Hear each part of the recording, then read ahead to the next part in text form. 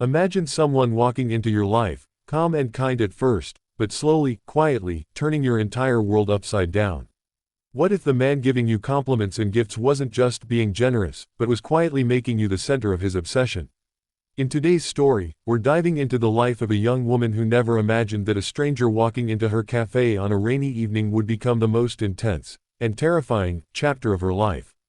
It starts with casual conversations and thoughtful gifts. But as you'll see, what feels like a fairy tale at first quickly turns into something darker, something controlling, something dangerous. In this video, you'll follow her journey from an ordinary student with big dreams to the unwilling obsession of a powerful millionaire. You'll see how small, seemingly harmless choices led her deeper into his world. And most importantly, you'll learn how she finally took her life back when it felt like she had no way out. This story is full of twists that will shock you, moments where love turns to control, charm turns to manipulation, and luxury becomes a cage. If you've ever wondered how obsession hides behind generosity, or how people lose control without realizing it, this story will open your eyes. Make sure you watch till the very end, because the last chapter holds a powerful reminder: no matter how trapped you feel, there's always a way out. Welcome to our channel, where we share real, emotional, and unforgettable stories. If you enjoy deep dives into dramatic true events that reveal the human side of power, wealth, and survival, don't forget to hit that subscribe button and turn on notifications. A new story drops every week, and trust us, you won't want to miss what's coming next.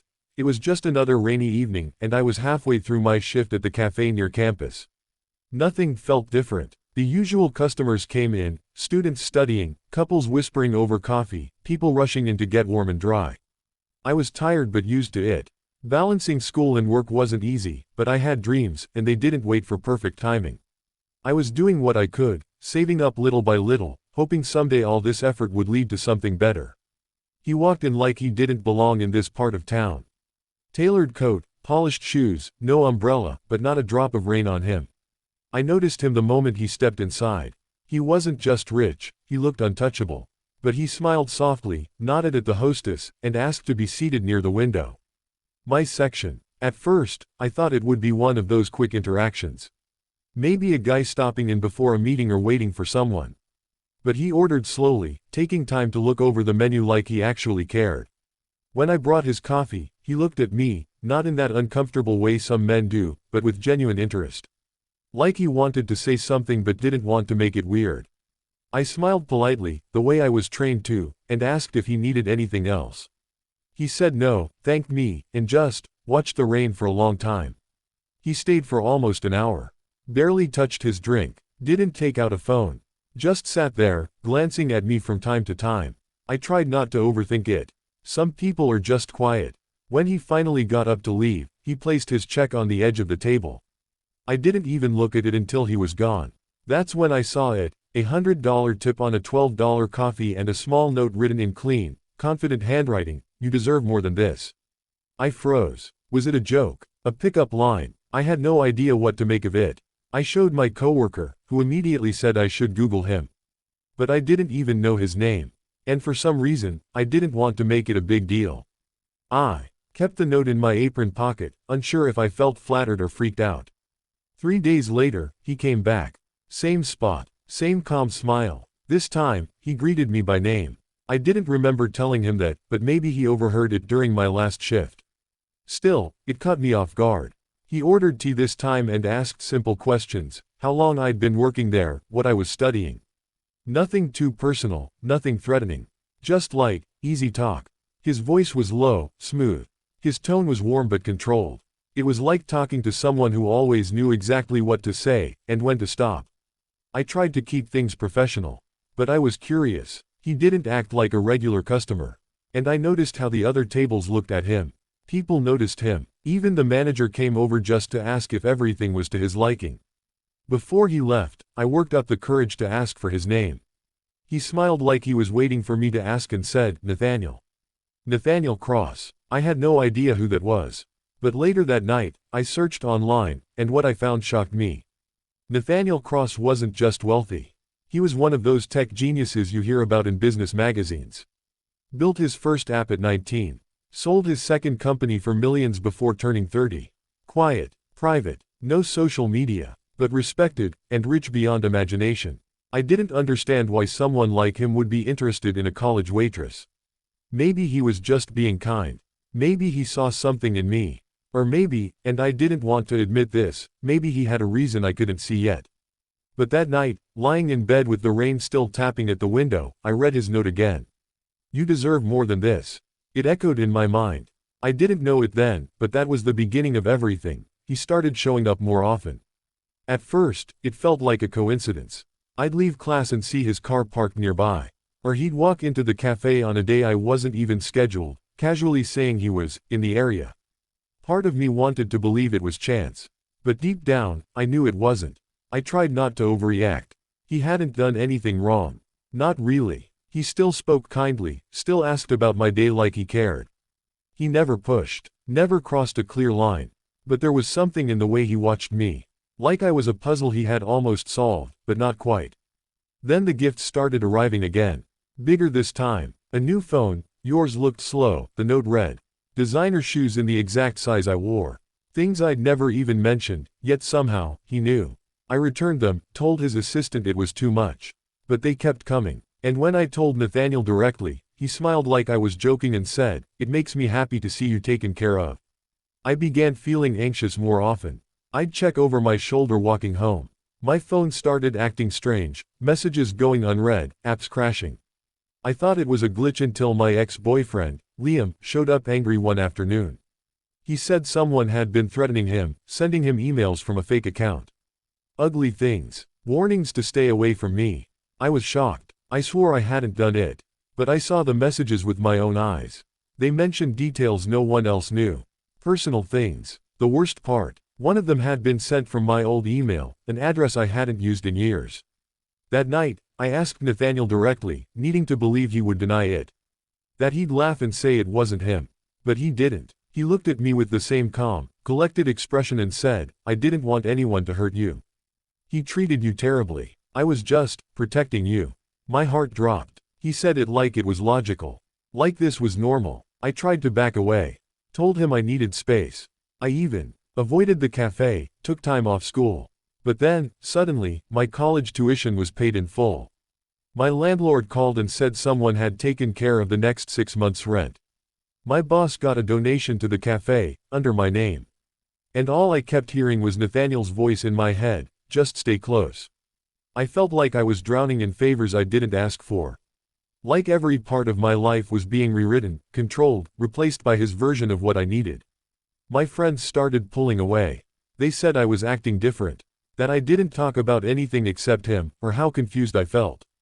But I couldn't explain what was happening, not really. I didn't even understand it myself. I tried blocking his number. I deleted his contacts. I even changed my phone. But then letters began arriving. Beautiful, handwritten letters, slipped under my door or into my backpack. Some of them were sweet. Others, less so. One said, "I know you're scared, but I can't let you go. You don't understand how much you mean to me." Another just said, "You'll see in time." He wasn't yelling. He wasn't angry. He wasn't violent. But the control was still there, heavy, quiet, and inescapable.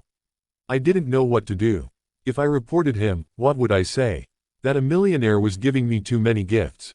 That he loved me too much.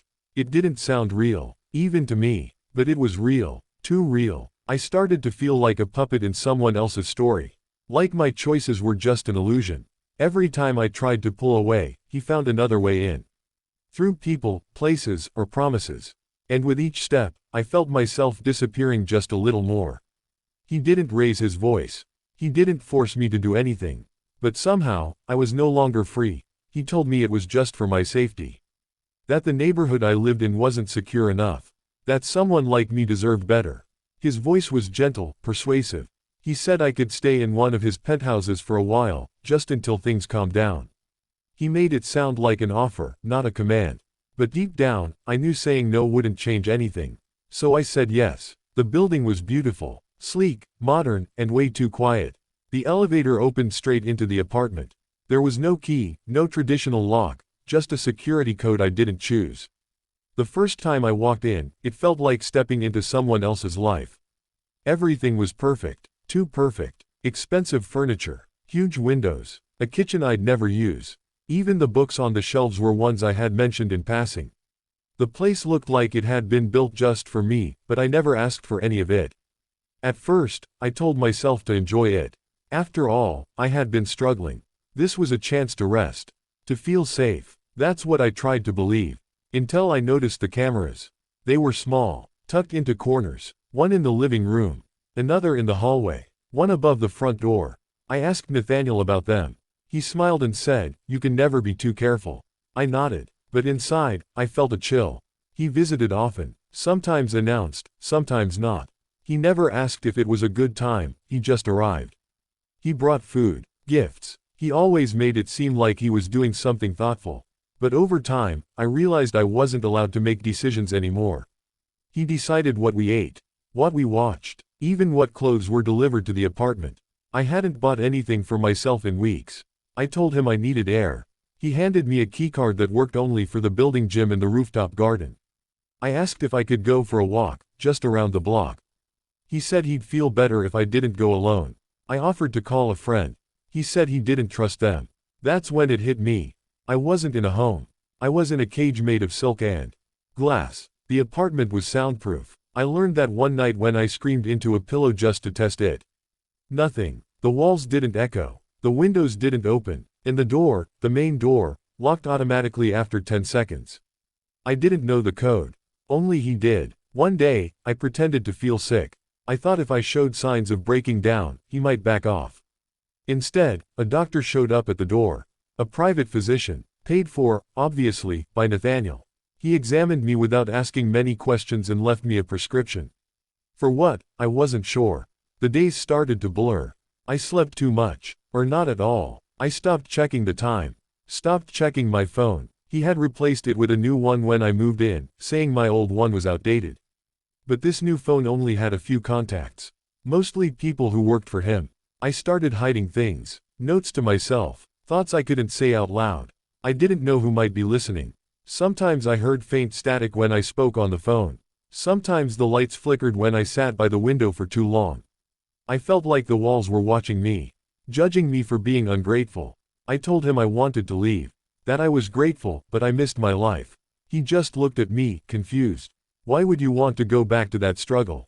You have everything here. Everything I gave you. And that was it. Not, I understand. Not, let's talk about it. Just a reminder that this world, this strange, suffocating world, was built by him. And I was supposed to be thankful. That night, I sat on the bathroom floor and cried. Not because I was sad. But because I finally understood. He hadn't fallen in love with me. He had fallen in love with the idea of owning me. And I had let him build a prison with soft pillows and warm lights.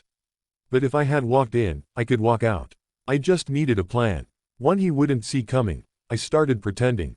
Pretending to be calm. Pretending to enjoy the attention. Pretending to trust him. I laughed when he made jokes. I smiled when he brought gifts. I told him I was grateful. I kept my tone warm, my words light. I had learned something important. He didn't respond to anger or arguments. He responded to softness, to approval. So that's what I gave him. But inside, I was building a way out. I kept track of everything, his routines, the times he came and left, the security code he sometimes typed too quickly. I watched how he opened his phone with his thumb. I memorized the movements of the elevator, the noises it made when it reached the penthouse. Every small detail became part of my plan. I didn't know when or how yet. But I knew the first step was to make him feel completely in control. One afternoon, I asked him if I could start writing again. I told him I missed it, said it helped me stay calm. He looked pleased. That's wonderful, he said. Anything that helps you stay centered. He brought me a brand new laptop the next day. He even offered me a quiet room to write in. But what he didn't know was that I was using it for more than journaling. I created hidden folders, used encrypted apps. I started reaching out to people I hadn't spoken to in months, quietly, carefully. I told them small truths. That I was okay, but that I might not be for long. That if anything happened, they needed to remember this place. I didn't give too much detail. Just enough. It wasn't easy. There were moments I doubted myself. Times when I thought, maybe I should just stay. After all, everything around me was beautiful. I had food, comfort, safety. But then I'd remember the locked doors. The cameras. The eyes that followed me even when I was alone. And I'd remember that none of this was love. It was control. The real test came when he offered to take me on a trip. Just the two of us, he said. Somewhere remote. Private. You need a break from all this noise. That was when the alarm in my mind went off. Because if he wanted to take me somewhere without phones, without people, it meant he no longer trusted my silence. He sensed something. I agreed, smiled, acted excited, but inside, I knew it had to be now or never. The night before the flight, I waited for him to fall asleep. He always slept deeply, like someone with no guilt. I moved quietly through the apartment, barefoot, heart racing. I had memorized the code by watching him enter it. I whispered the numbers in my head. 2, 7, 4, 1, 9, 0. Asterisk. I held my breath as I typed them. A soft beat, then the door clicked open. The hallway outside was empty and cold. My legs felt like they might give out. But I didn't stop. I took the stairs, 20 floors down. I didn't trust the elevator. Not when he could track it. I didn't take my phone. Didn't take anything except a backpack with cash I had hidden weeks ago and a USB drive full of every note, message, and photo I had saved. I reached the lobby just before sunrise. The doorman looked at me, puzzled. I smiled and said, "Just getting some air." He nodded. And then, I was out. I didn't look back. I walked until I reached a train station. Bought a ticket under a different name. Turned off the GPS on the backup phone I had secretly kept. I knew it wouldn't stop him forever. But I needed time. Just a little time. I contacted a lawyer first. Then the police. I had evidence. Not enough for some charges, maybe. But enough for a restraining order. Enough to make him think twice. I stayed with a friend in another city. Cut my hair. Changed my routines. I made sure he couldn't follow me again. And every day, I reminded myself, I got out. Asterisk. Not everyone does. Even now, I sometimes check the corners of the ceiling when I enter a room. I still flinch when I hear footsteps behind me. But I'm free. I'm healing. Slowly. And I know the truth now. What starts as admiration can turn into obsession. And obsession, no matter how softly it speaks, always wants control. It's been almost a year since I escaped. Some days, it still feels like I'm catching my breath. Like my body remembers what my mind is trying to forget. I'll be walking through a grocery store or riding a bus, and suddenly, I'll feel that old tension in my chest, like he's just around the corner. Watching, waiting, even though I know he's not there. I moved twice, changed jobs. I no longer post anything online, and I don't share my location with anyone. I've made my world smaller, tighter, but safer. I miss parts of my old life, my favorite coffee shop, long walks through the city, laughing with friends without needing to explain myself. But I've learned that peace sometimes comes at a price.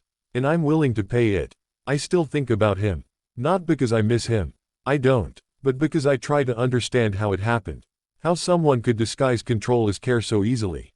How I didn't see the signs until it was too late. I don't hate him. I don't even think he knew how far he had gone. But that's the most dangerous kind of person, isn't it? Someone who believes their love justifies everything they do. After I left, I found out things I hadn't known before. That I wasn't the first. Other women had crossed his path, briefly, quietly, and disappeared. Some moved away. Others stayed silent. No one wanted to go public. Who would believe them against a man like Nathaniel Cross? Wealth has a way of silencing people. But I decided I wouldn't be silent anymore. I started writing again. Really writing. Not just emails and messages, but my full story. Every detail, every moment. I put it into words, not just to release it, but to warn others. Because this kind of story doesn't always look like a nightmare. It can look polished, generous, beautiful, but that doesn't make it safe. Eventually, I published my story anonymously online. Within days, it spread. Messages poured in from people who had experienced something similar, some worse. Some still stuck in it. I answered every one, not as an expert, not as a survivor with all the answers, but as someone who had been there. Who understood. I thought speaking out might invite trouble. And maybe it will. But the truth is, hiding made me feel smaller. Speaking gave me some of my power back. I still don't know where Nathaniel is now. He's gone quiet. No new headlines, no sightings. Maybe he's hiding. Or maybe he's just moved on to someone else. That thought makes my stomach turn. But I've learned that I can't control what he does next. I can only control what I do with what happened. And I've decided I won't let him take any more of my life. Not my fear, not my trust, not my future. So, if you're watching this, and you've ever felt something was off, Even if you couldn't explain why, listen to that voice. It's there for a reason. You don't owe anyone your silence. You don't owe anyone your freedom. No matter how kind they seem. No matter how much they give. Because love, real love, doesn't lock doors. It doesn't watch from shadows. It doesn't follow you everywhere you go. Real love lets you choose. And I choose me. Thank you for staying with me until the end of this story. If it moved you, if it made you think, please share it. You never know who might need to hear it. And if you're new here, welcome. Subscribe for more stories like this, raw, real, and honest. This is a space for voices that don't always get heard. Until next time, stay safe, stay strong, and never let anyone rewrite your story. This story wasn't just about a millionaire or a love that turned into obsession. It was about control hiding behind charm, and how easily someone's life can be taken over without a single shout or broken door. It's a reminder that danger doesn't always come loud, it can arrive quietly, dressed in kindness, masked as protection. If you've ever felt your voice fading, your choices shrinking, or your life becoming smaller because of someone else's attention, please know this, you're not alone. And it's never too late to take your story back. Thank you for watching all the way through. If this video helped you, or made you think differently about love, trust, and power, consider sharing it. You might help someone you'll never even meet. And if you're new here, welcome to our channel. We tell stories that matter, stories that stay with you. Don't forget to subscribe and turn on notifications so you never miss the next one. Until next time, take care of yourself, and remember, your story is yours to tell. Always.